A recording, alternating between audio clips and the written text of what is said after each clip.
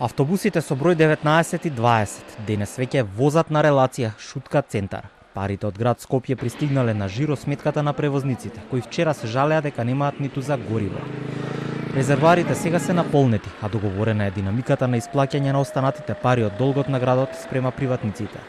Од Мака Експрес, едни од превозниците на кои што градот им должи пари, велат дека утрово добиле дел од нив.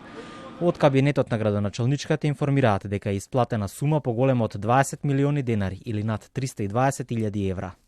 Се надеваме дека вакви неприлики во врска со јавниот превоз и повторно исклучување на линии од страна на приватните превозници нема да се случуваат, затоа што истото е на штета на граѓаните. Од кабинетот на Арсовска за Телма велат дека во моментов се прават дополнителни анализи за сообраќајот, за да се излезе во пресрет на потребите на жителите од овој дел од градот и да се пуштат во сообраќај повеќе линии кои ќе возат на истата релација. Луѓето од Шуто-Оризари неколку дена немаа автобуски превоз и револтирани коментираа за работата на Арсовска, потсетувајќи ја дека им вети бесплатен превоз на скопјани, а не целосен недостаток на автобуси.